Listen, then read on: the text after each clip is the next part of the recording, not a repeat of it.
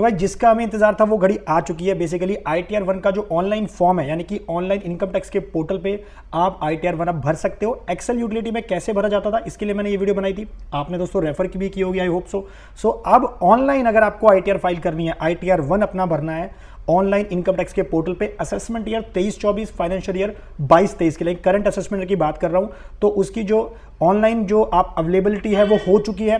बहुत लोग मुझे क्वेश्चन कर रहे थे, बहुत ज़्यादा कमेंट आए थे, फोन कॉल्स आए थे, सर ऑनलाइन फॉर्म नहीं आ रहे हैं ITR 1 ITR 4 के। तो दोनों के दोनों फॉर्म्स अवेलेबल हो गए हैं, ITR 1 ITR 4।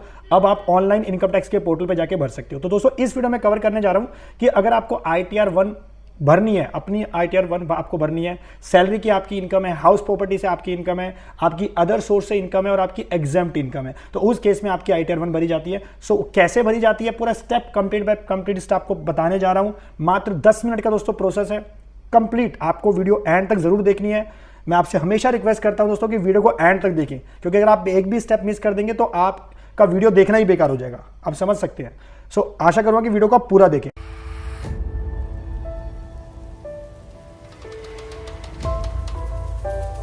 नमस्कार, मैं दीपक बैसला आपका स्वागत करता हूं हमारे YouTube चैनल पर। गाइस चैनल पे नए हो तो वीडियोस को लाइक करें, शेयर करें और चैनल को सब्सक्राइब करना ना भूलें। नीचे लाल बटन को दबाएं ताकि कोई भी वीडियो आए तो आपको सबसे पहले मिले, आप उसे मिस ना करें।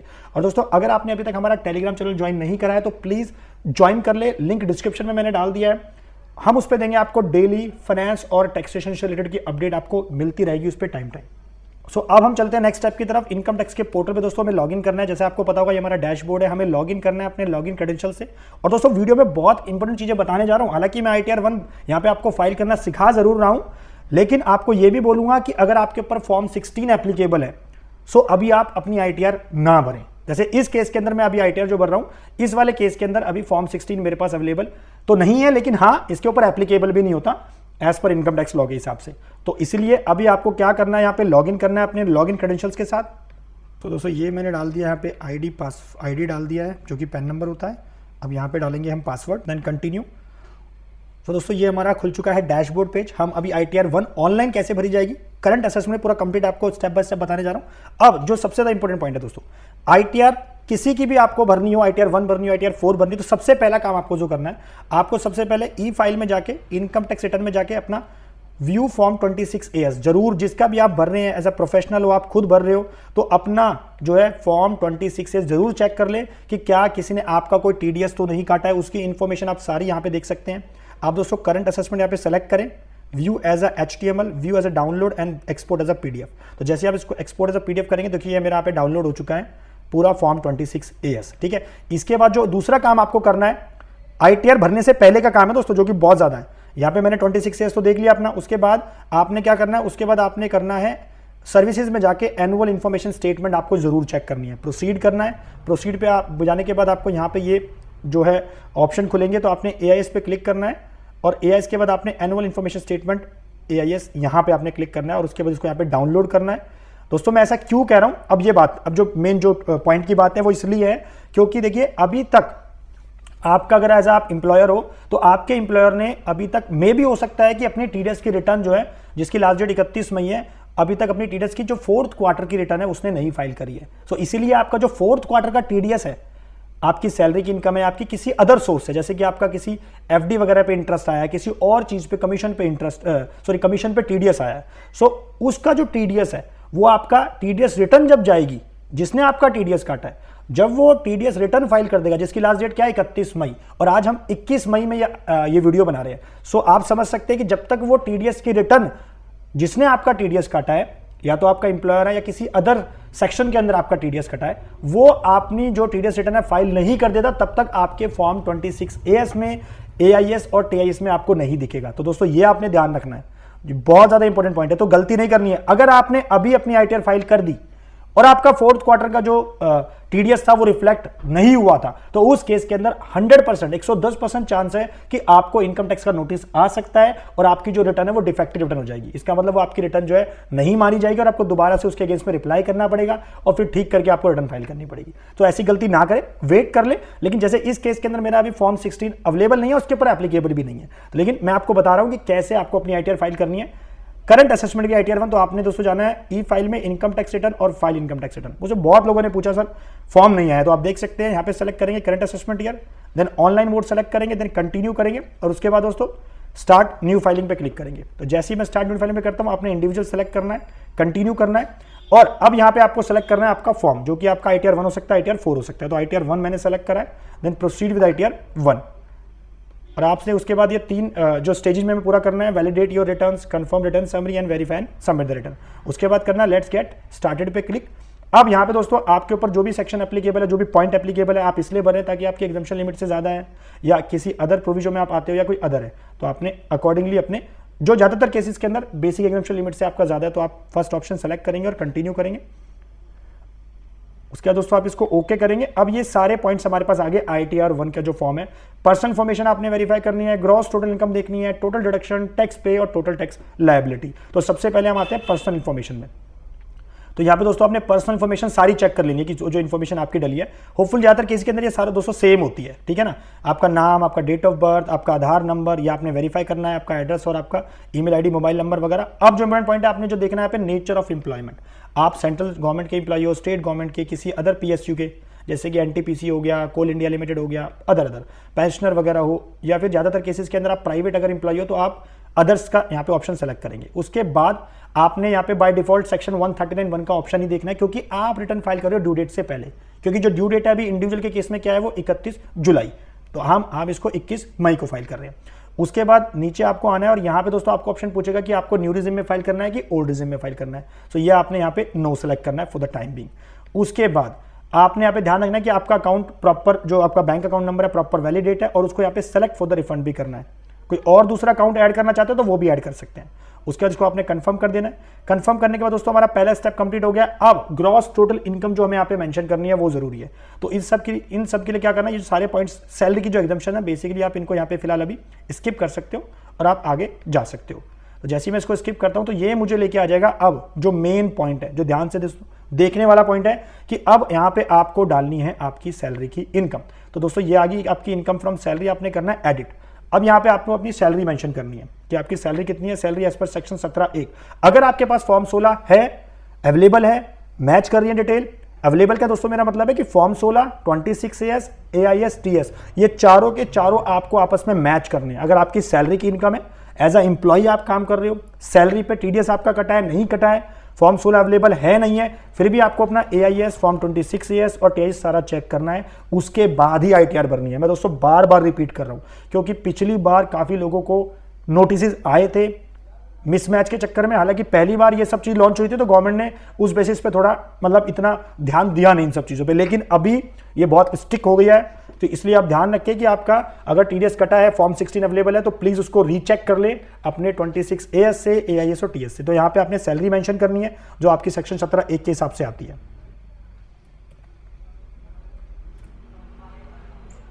सो ये हमने दोस्तों यहाँ पे सैलरी मेंशन कर दी है, ठीक है जी। उसके बाद आपने डिपेंड करता है कि अगर आपका कोई भी परक्विजिट वगैरह है तो वो आपने ध्यान रखना है,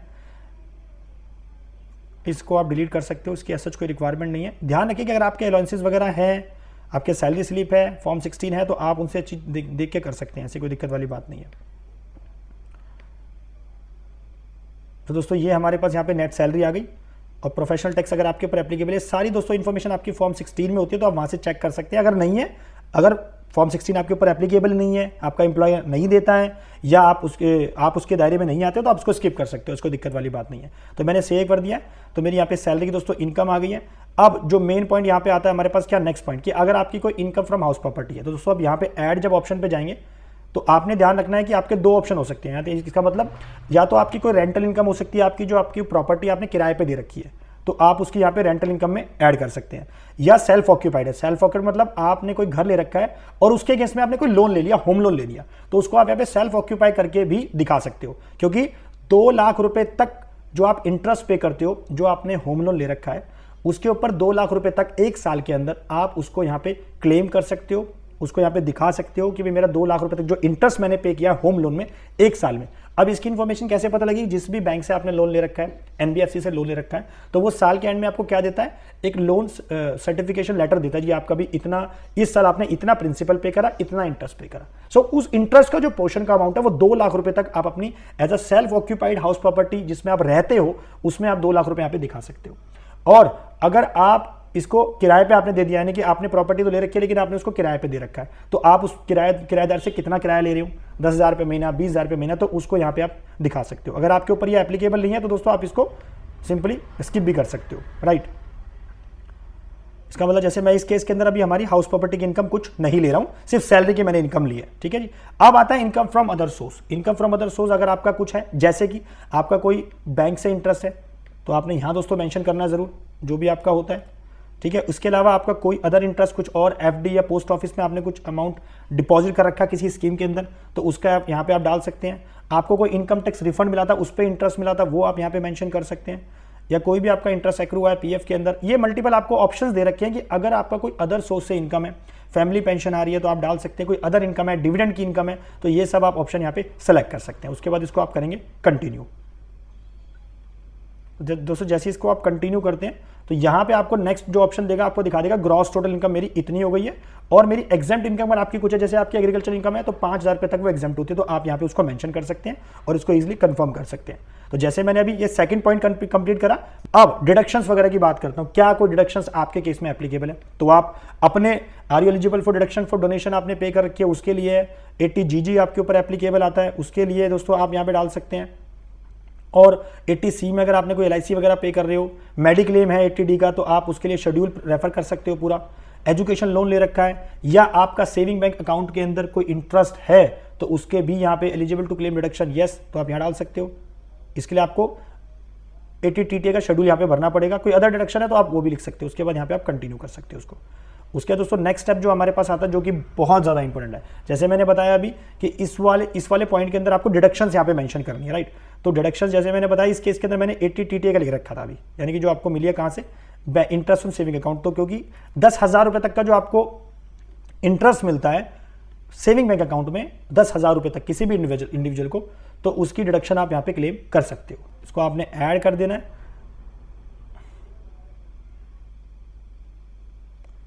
दोस्तों ऐड करने के बाद आपने जाना नेक्स्ट स्टेप पे, कंफर्म यहाँ पे आपने करना है। अब कंफर्म करने के बाद अब आता है हमारा नेक्स्ट स्टेप की टैक्सेस पेड। अगर आपका कुछ भी आपने टैक्सेस वगैरह यानी कि TDS आपका कोई कटा है सैलरी पे, अदर देन सैलरी पे कटा है, एडवांस टैक्स वगैरह, सेल्फ असेसमेंट वगैरह टैक्स वगैरह जमा कराया तो उसको भी ढक सकते हैं। इसके अलावा इसको कंफर्म कर सकते हैं।